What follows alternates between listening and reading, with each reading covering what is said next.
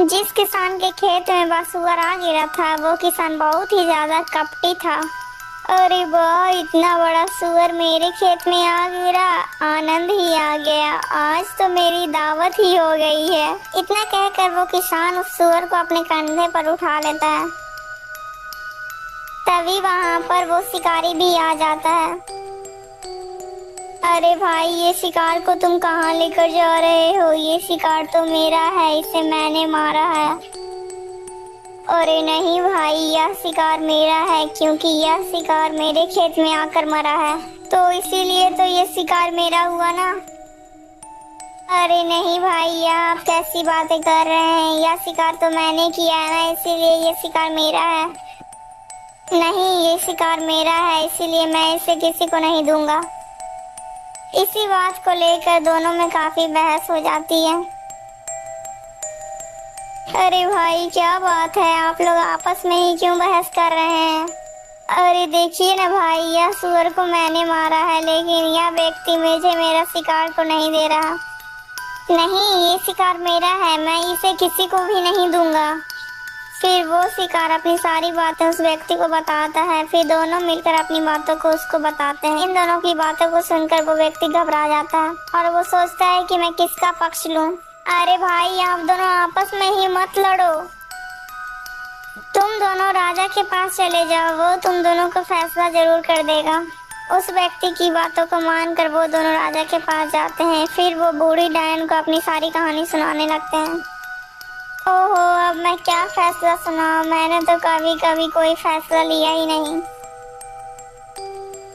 अरे महारानी जी, आप कुछ बोल क्यों नहीं रही हैं? यह शिकार मेरा है। अरे नहीं दुष्ट शिकारी, यह शिकार उसी का है जिसकी जगह पर जाकर यह शिकार गिरा है, इसलिए यह शिकार तुम्हारा नहीं है।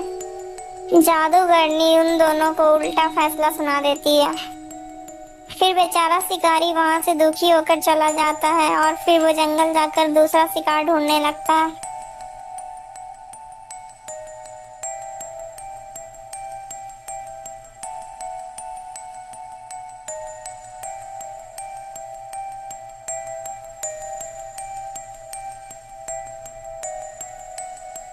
अरे भाई, क्या बात है, आप इतना उदास होकर क्यों बैठे हुए हैं? फिर शिकारी अपनी सारी कहानी मोहन को सुनाता है।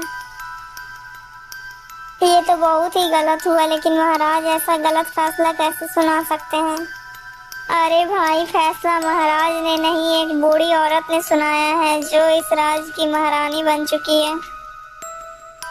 लेकिन महाराज के होते हुए कोई महारानी दूसरा फैसला कैसे सुना सकती है? चलो मेरे साथ, मैं भी तो देखूं आखिर कौन है ये।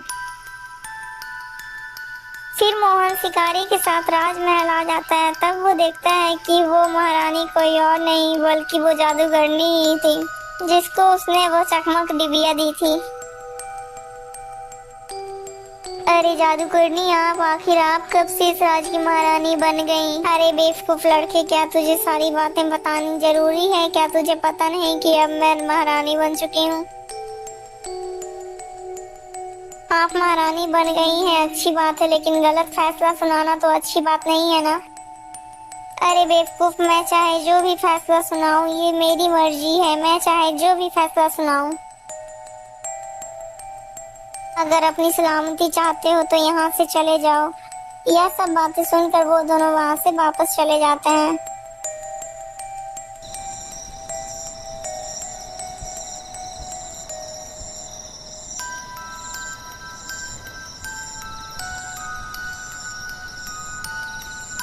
अरे आखिर वो जादूगरनी महारानी कैसे बन गई? मुझे तो इसका पता लगाना ही होगा।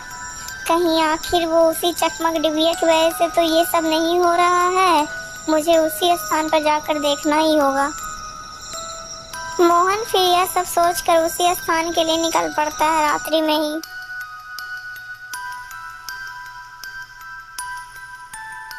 दोस्तों, अगर आपको ये कहानी अच्छी लगी है तो कृपया कर इस कहानी को एक लाइक करके इस चैनल को सब्सक्राइब कर दीजिएगा। दोस्तों,